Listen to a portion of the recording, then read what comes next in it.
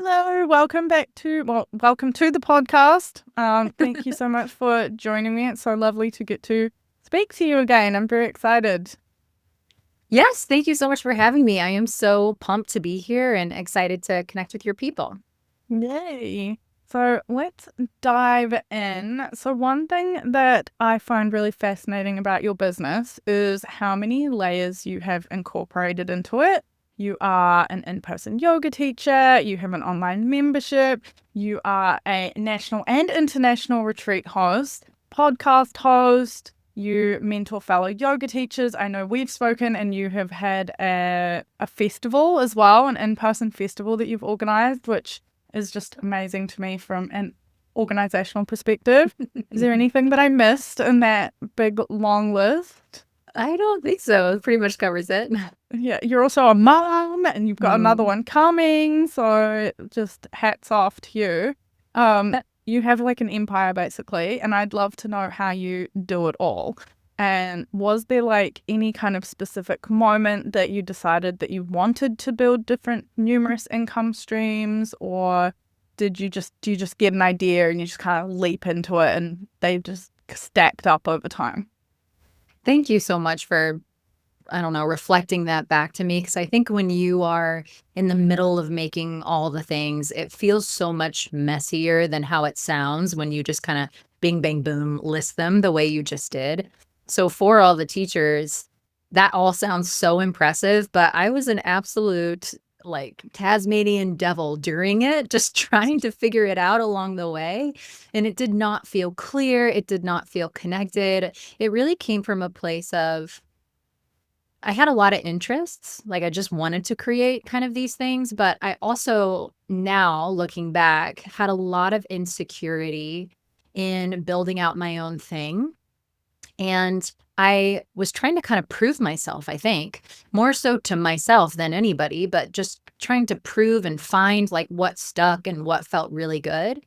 And so it felt like this like hustle of needing to like earn my right to own this space, need to prove that I belong here. So it didn't really feel wonderful while I was making it. However, now that they're made, it feels really great because I have a lot of stuff that's done and I'm kind of in this season. I'm out of the building phase of like laying the foundation, and now I'm in the execution phase of just rinsing and repeating what I already have.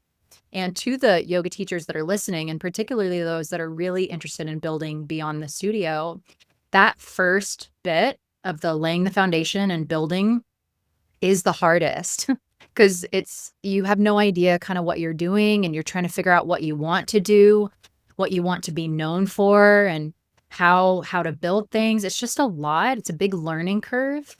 And so, yeah, I'm grateful that I'm now in the phase that I'm in, but it didn't really feel on purpose and it wasn't connected like the way you're saying it. And so it's just been a lot of throwing it all out there and then refining as I go. And I'm so glad to be in that refining phase. Yeah, I love that you said that. I feel like I'm in the bit of the messy phase still, so it definitely gives me hope. Once you'll get it there eventually. What was the first thing you created outside of just teaching yoga? Oh my gosh. Well, it still exists today. And it's my least favorite offer, to be honest, and it's the one that I'm least consistent with. But at the same time, it's kind of the easiest to fulfill as far as the deliverables that I'm promising. But it was basically a virtual yoga studio, which when I launched, I took my last name, Fly, Fly, and made it an acronym. And this was in 2020. I called it Fearless Yoga, which is so Okay. dumb, so embarrassing. And then my tagline was even dumber. It was kiss your stress goodbye and feel the yoga high.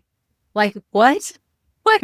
It's just like the title is bad. The tagline doesn't even tell people what it is. There was a lot that I didn't know when it came to offer creation and just simple stuff of like name it accordingly and tagline it so people kind of understand what this is. Because basically what I just told you, would you have any sense that it is a virtual yoga studio? Would you understand like what you're getting?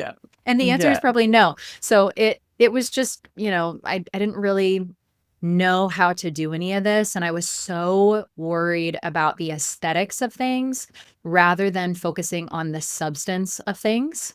And I spent a lot of money on technology and equipment, like fancy cameras. And I bought like a whole Mac desktop and Final Cut Pro, like all this editing stuff, thinking, oh, I'm going to be making all these yoga videos. And I just gave myself so much more of a learning curve with all of this stuff.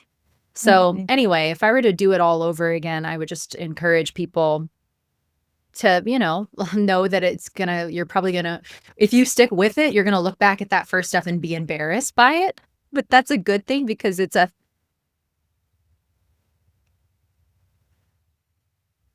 good Well, thing because can you hear me? Yeah, sorry. But that's a good thing because it's a testament to how much you also have grown and evolved, and that's part of the natural evolutionary process. But yeah, I would do so many things differently, but that was my very first one was mhm. Fearless Yoga, but now I've rebranded it to be called Flow with Fly. And I basically just publish the replays, the on demands of yoga classes, and it's really straightforward. Just you get the class replays and that's really all. So it's one of my lower ticket offers, and I use it a lot now just to kind of sweeten the pot or as like little bonuses and incentives. That's good that you have that like base though, and I'm sure you learned a lot by chucking yourself in the deep end and making it a little bit harder for yourself in terms of like editing skills. Yeah. Oh, do you have like a certain segment that just doesn't really bring that much revenue in, but you really enjoy it, so you kind of balance that out with more lucrative offers, or do you sort of put them evenly in terms of energy in, energy out kind of Yeah. thing? Yeah, this is a great question, and it's one that's like I'm constantly asking myself and trying to figure out where is the thing that I really want to focus on right now that'll bring in the highest return. And so that's kind of been the last like year and a half is like really focus on this, get it as strong as it can be, and get it kind of as automated and as systemized as possible so that I can continue to rinse and repeat the marketing or the sales strategy, and continue to deliver the actual product or the actual program. So thankfully, all of my things still like, and really anything that I've ever launched has sold. I've never had anything to where no one bought or like completely like nothing. Hallelujah. But I will say that something that I struggled with, I think, was not knowing the difference between like how to really handle evergreen type things that are available all the time, or things that are more live launch. And I always just felt like if I wasn't live launching it or if I wasn't actively promoting it, then it was kind of sitting on the virtual shelf just collecting dust. And so that felt really frustrating to me that making sales meant showing up and having energy and doing some sort of action. So now where I'm working with my coaches and my mentors and really spending all my time in is what can I do to set up those automations on the back end that is pulling people in, building awareness, funneling them through a certain, experience, and then making sales without me actively doing it. So that's what I meant by like, I'm still executing my live stuff, but I'm also kind of cleaning up the back end so that it's a little more hands-free. As you mentioned, being a mom of a toddler, 1.5, and then in 3 months, I'm giving birth to another boy. I'm just like, I've got to figure out how to make the most amount of money with the least amount of time and to feel okay with that, and have things that are extremely valuable and move people through a certain specific transformation really, really quickly. So yeah, that's kind of lately what I've been focusing on. I like that you said that nothing's like didn't work out, like completely didn't sell. Are you still running everything that you've launched, or is there anything that maybe it did sell a bit but it still didn't really work out the way you planned it to, and then you're not running that anymore? Yes, is the short answer. I have one program that is an 8-part virtual workshop series. It's called Highway to Handstand. And I don't really market it or sell it. It's not like a thing that I really want to be known for anymore. I am great at handstands. I worked on them for a long time, but I just don't really have the passion to talk about it. So I still use it similarly to the way Flow with Fly is, of like adding it as value to other programs to sweeten the deal for people, but it's not something that I like ever run little launches on. So it's there and I have it, but I don't really have any systems in place. So it's not really, it's the one thing that would just be like the weak link, or that it's just dragging along and like not really contributing to my business. But that's okay. I mean, it's not like it's hurting me to have it. Um, and I guess I want people to know that maybe even just the reminder of me saying, like, you can still use it in other ways. Don't just let it sit there and be dead, but use it as a way, use it creatively, especially when you're bundling things. That way it's not just, this thing that's doing nothing. Yeah, especially if it's something that you're still proud of, and I guess from what you're saying is it's more just something you're not passionate about anymore, that you want to actively put energy into it. Yeah, exactly. I also wanted to ask, because you have a long-lasting career in the entertainment industry, how do you think that's helped you with building all of the offers that you have? Yeah, tons. I mean, it has given me such an advantage and such an edge. When I was doing a lot of studio teaching, I always felt like my classes, I'm hesitant to use the word like performance edge, because obviously we know yoga isn't like performance. It's not a performance. But what I mean as a facilitator, as a guide perspective, is that I paid a lot of attention to like lights and temperature and music, and how all of these elements added to the energy and to the feel of the experience, much like setting the stage, quote unquote, or like walking into a theater, how it feels like, because of all of these elements of light, sounds, touch even, and the look of things, how that changes the energy and how it creates this like world, creates an environment. And so I feel like that always kind of made me stand out to a sense.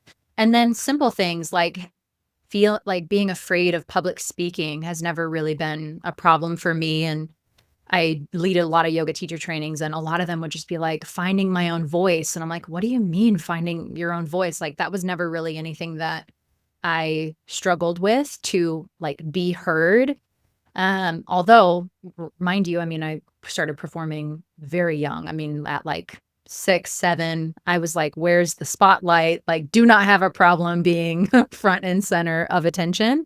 And then went through high school doing, school plays, and then went to college for musical theater. So training extensively through acting, singing, and dancing. So all of that, of course, really helped as far as like being a presence, which when I think about the most powerful yoga teachers, it's the ones who have a presence, and they aren't as much, it's like a parent too. They're not so much like telling you what to do, but they are just embodying it so much that it's almost like a transmission sort of thing.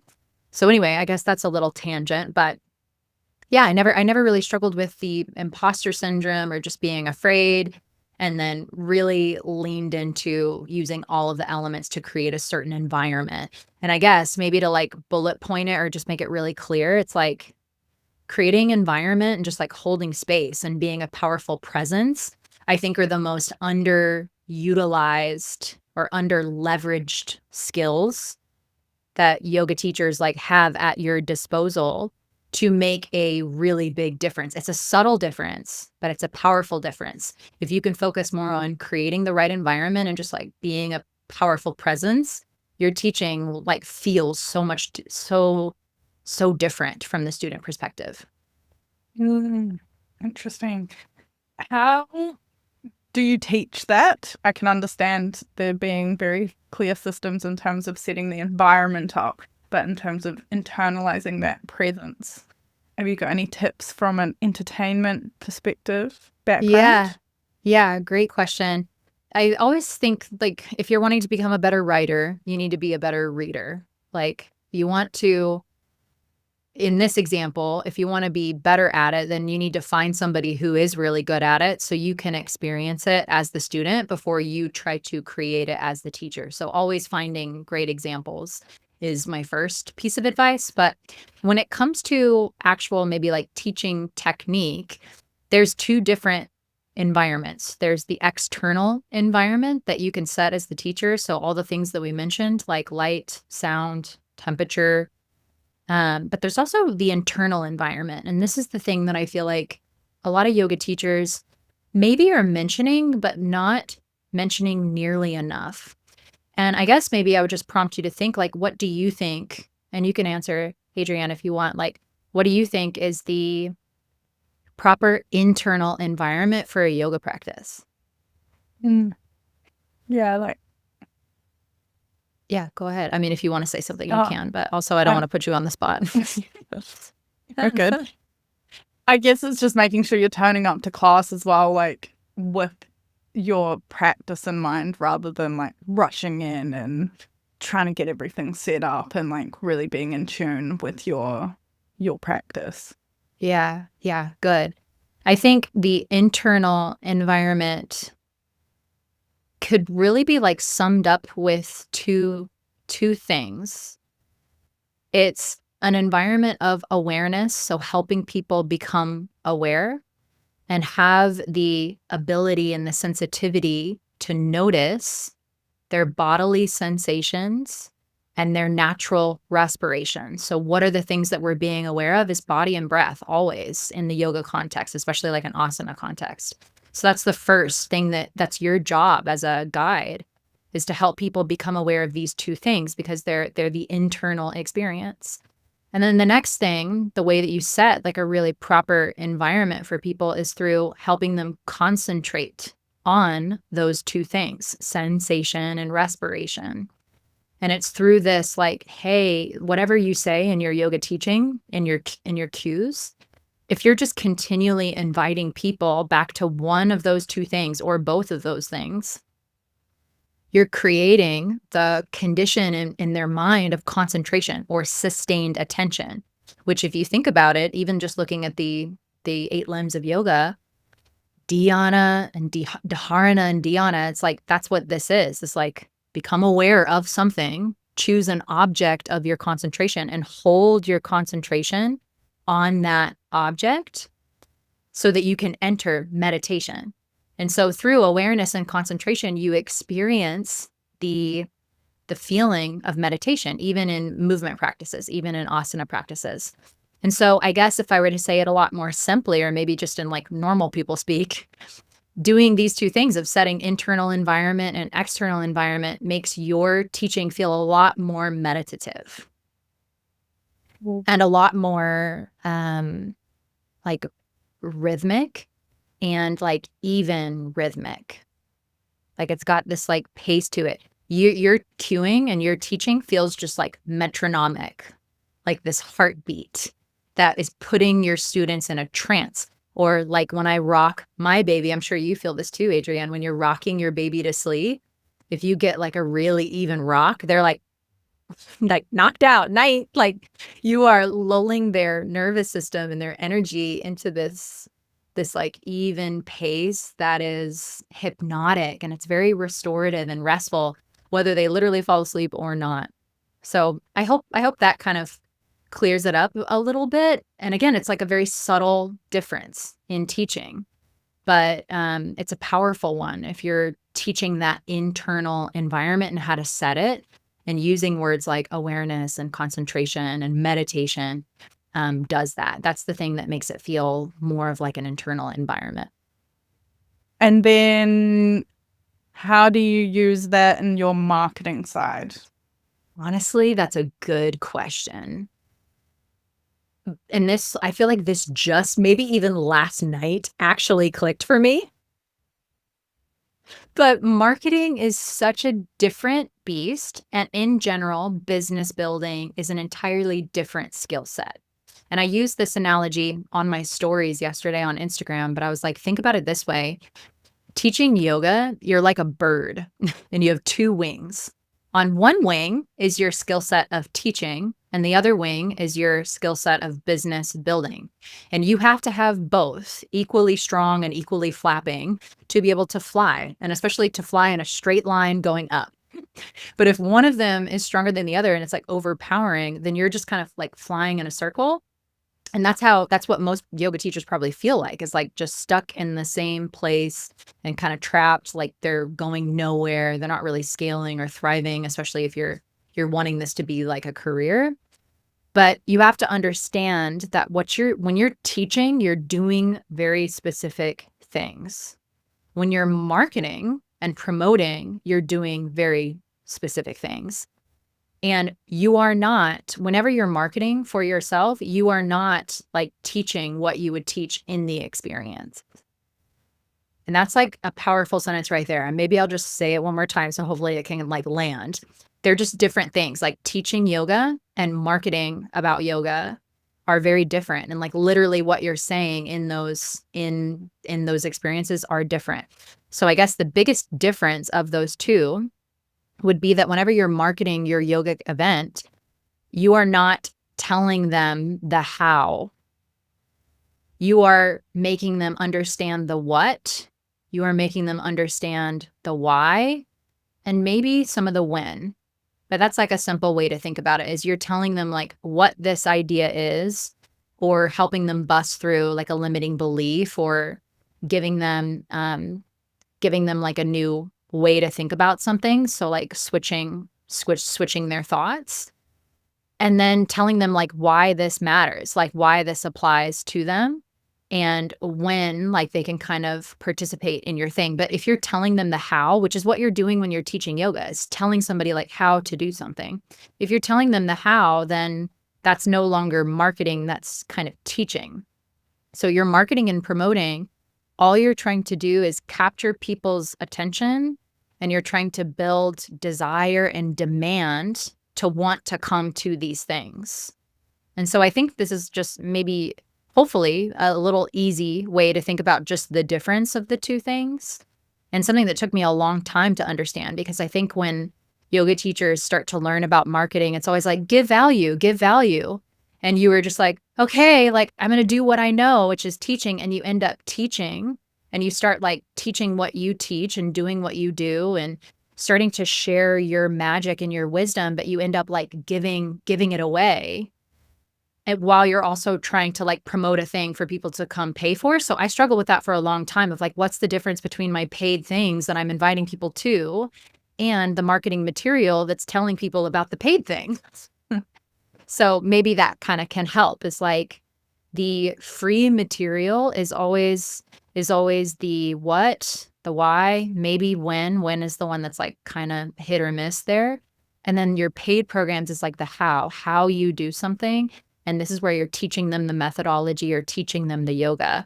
So just don't over teach basically in your marketing material. Because if you are over teaching, you'll notice that you are, because you feel really resentful.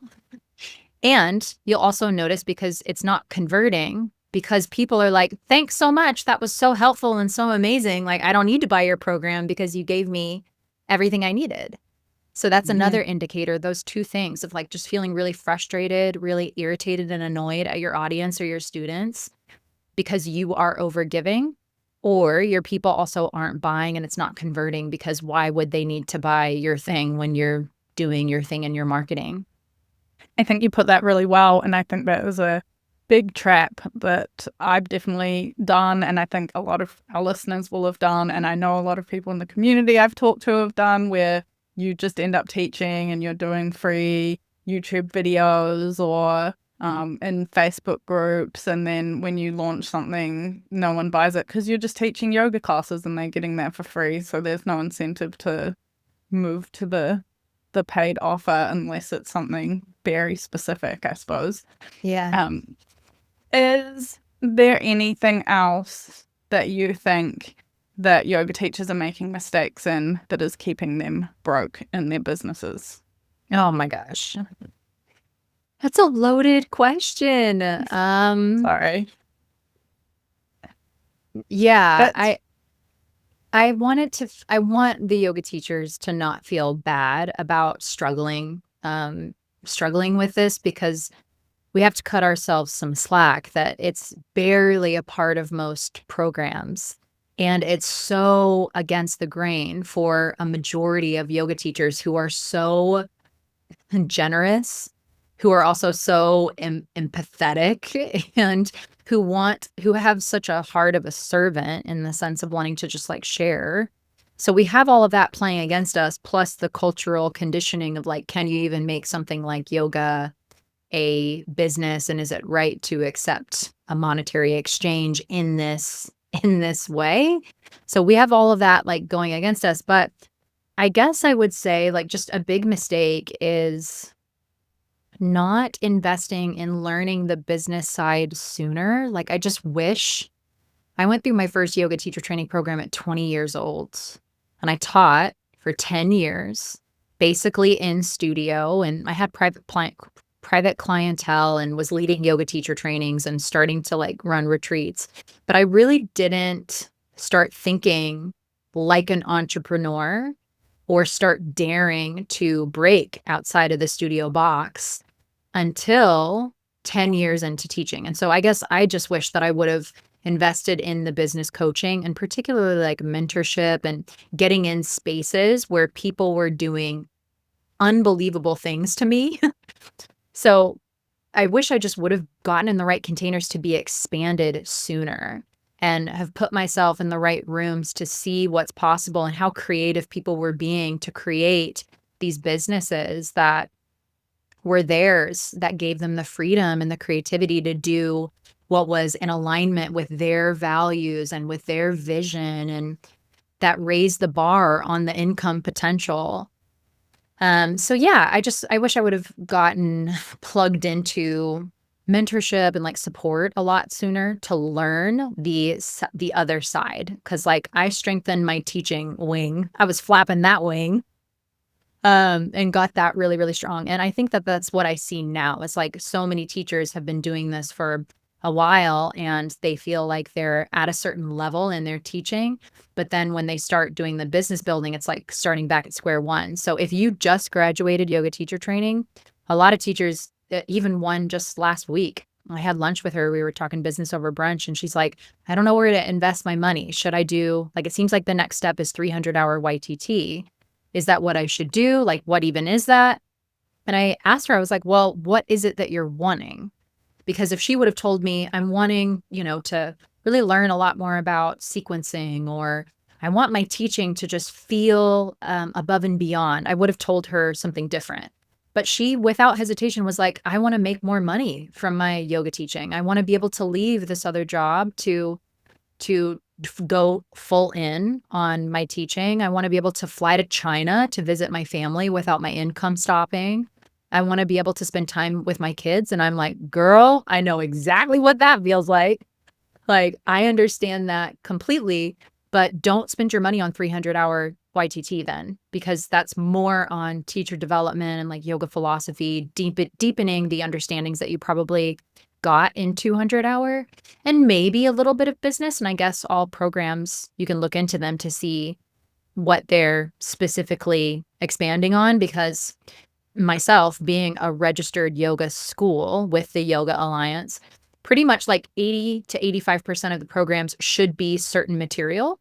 And there's only about 10% of like freedom for the facilitators to niche themselves or like make themselves differentiated from other programs. So there might be some 300 hours out there that really focus a little bit more on business, but why not just spend that same money on like business school?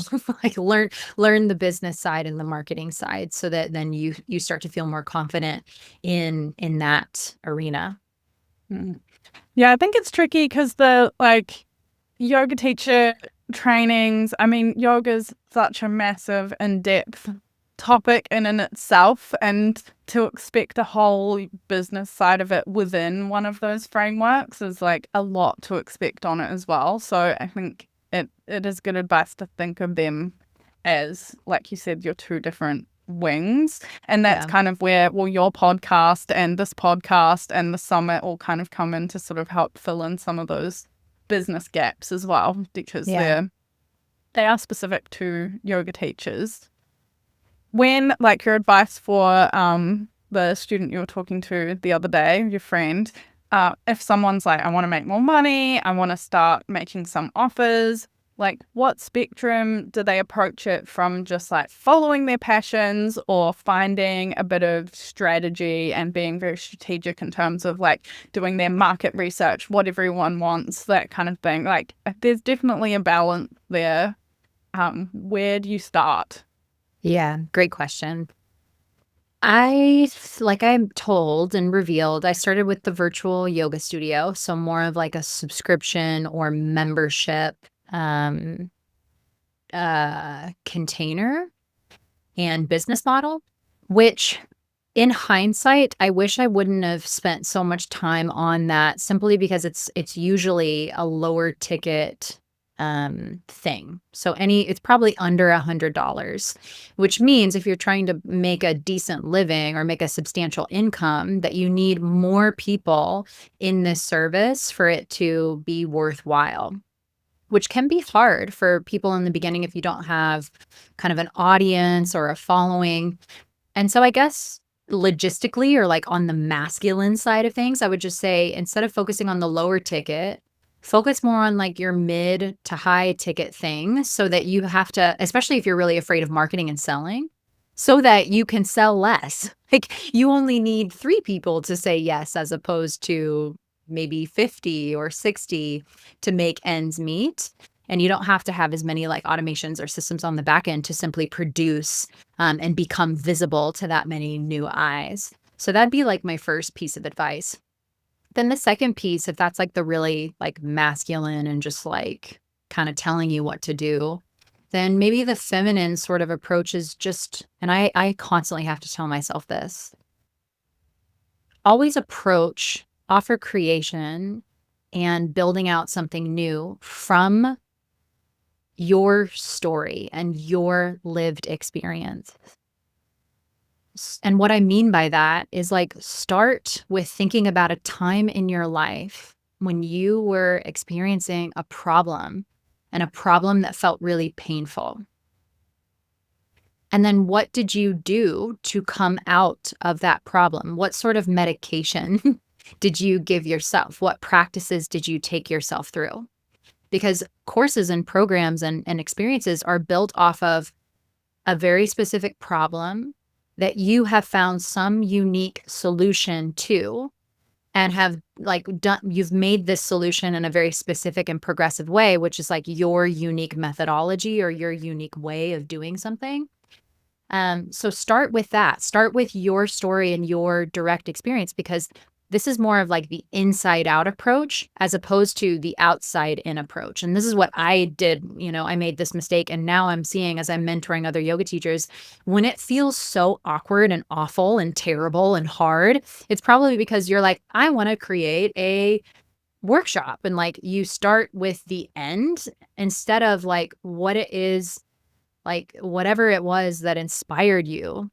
And your story and your lived experience will have so much more energy. It will have so much more conviction. It will have so much more authority and confidence from all of those, because it's yours. Like, you lived through it, you survived it, you lived to tell the tale, and you're the living proof that what you did works, which is all of the things that you need. Whereas the other way around, you might be trying to like build something or like sell something that if you feel nervous and like inauthentic about it, it's probably because you didn't do it, and that's the thing that's making you feel shy about it. So I really hope that that's helpful, is like start with your story and like figure out where you struggled, and articulating the pain and like the problem that you solve is the hardest part.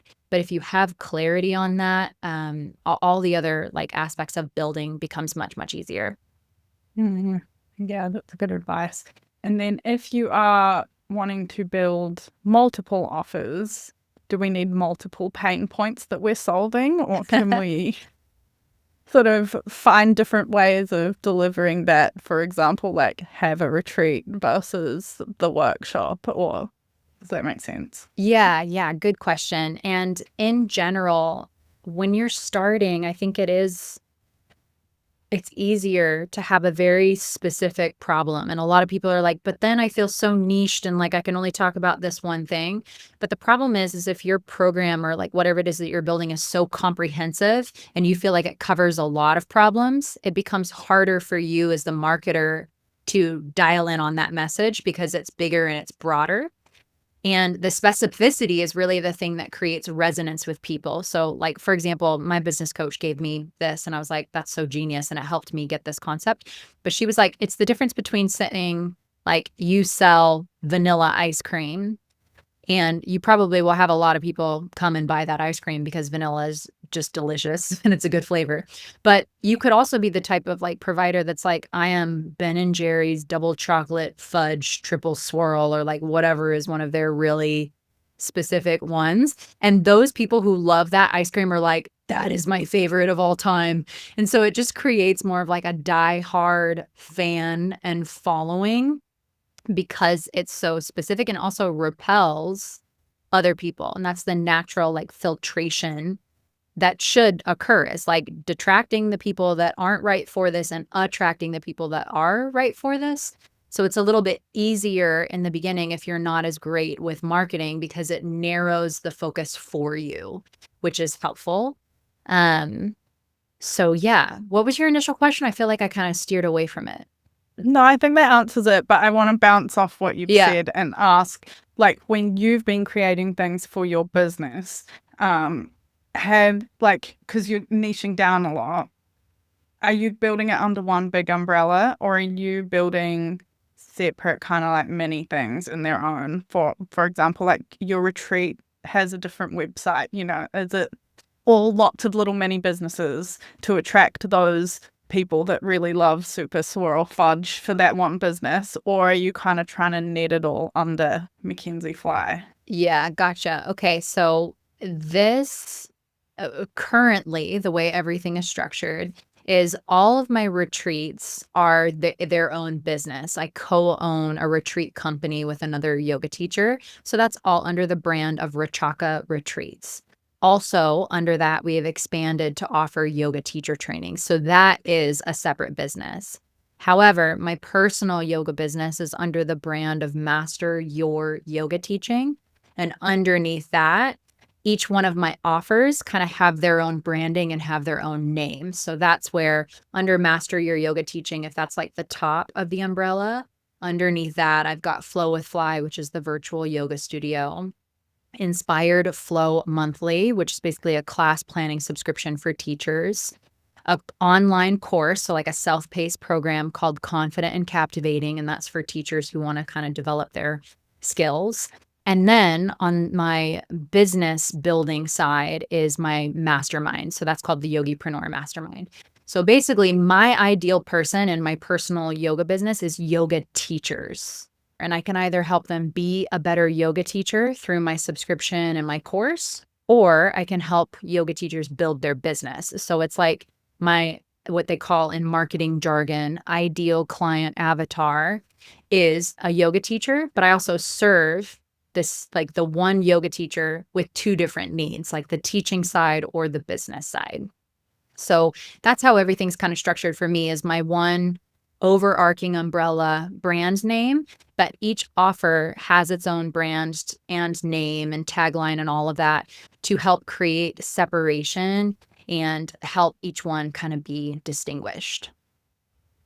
That makes sense. And then the retreats is like its whole kind of completely separate. That's its own little separate thing. Wing. Because we're coming down towards the end. I did want to ask you touched on it a little bit earlier about yoga teachers struggling with this. Is it even right for us to be able to charge and be by teaching yoga?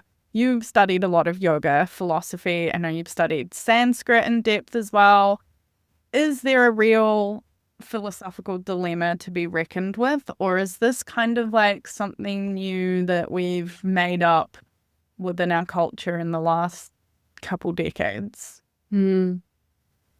Ultimately, it's a personal question that everybody should take some time, contemplating themselves and coming to some sort of answer that they feel informed and good and right in their own heart with. And I I guess through my studies, I've just come to really feel like there could be no greater thing to be paid for than to help somebody manage their emotions and master their impulses. And that we are kind of like, doctors are the last line of defense, is like helping somebody heal or like repairing them with surgery. But I really believe that like yoga teachers are the first line of defense because it's meant to be a preventative practice. It's supposed to help you daily so that you don't have to have these more drastic measures at the end. So I just feel like it's really, really, really important work that is so undervalued, that's so unappreciated, and it is already being way undercut. But from like a yoga philosophy perspective, I don't see any. And I hear all of the arguments, but I think it also it depends on when the texts kind of were written and who they were written for, that no longer applies to kind of like this day and age. And I think it was actually maybe, who was it on my podcast? I think it was Claudette Evans, which is actually my Sanskrit teacher, funny enough. So if you're wanting Sanskrit instruction, American Sanskrit Institute and Claudette Evans, she's fantastic. I learned so much from her, but she was talking about how there was some sort of exchange for the gurus, or like for the people that were imparting this wisdom. They were being cared for and their basic needs were being provided, which is the exchange that we're asking so that we can do this work. So it's like it's unfair to say that we shouldn't accept money when our structure is set to where we use money to have our basic needs, like to create, the right space for us to sustain doing this.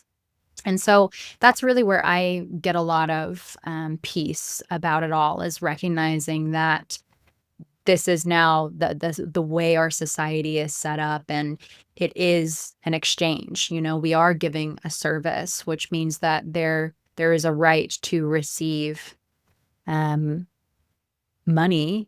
for providing a service, and that this is really, really important work that we are doing. And because it's work, that implies that there's going to be some sort of transaction for the transformation that we're creating.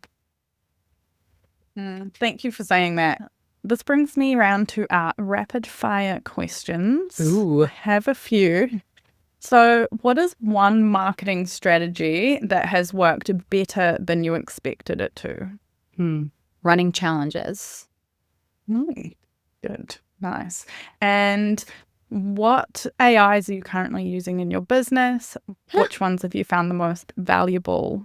Honestly, just Chatty G. That is my affectionate name for ChatGPT. I talked to Chatty G all day, every day. I did a whole episode just dedicated to how yoga teachers can use AI to make their life easier. So that's all I use, but I use it a lot.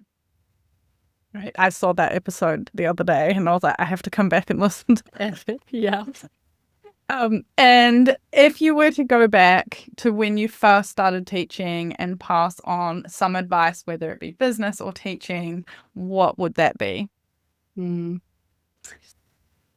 I'd probably say, buckle up, kid. I don't know. I mean, I've already kind of said so much that I would want to relay back to younger me, but I think I might tell her, I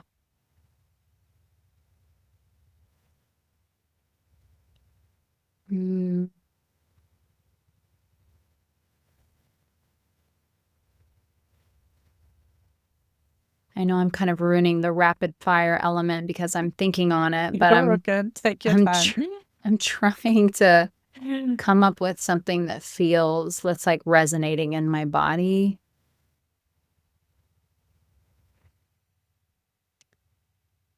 And I guess maybe that this is like a totally, I wouldn't say new thought, but I haven't been thinking this in my life lately. And it's always fun when you're like, oh, I haven't had that thought.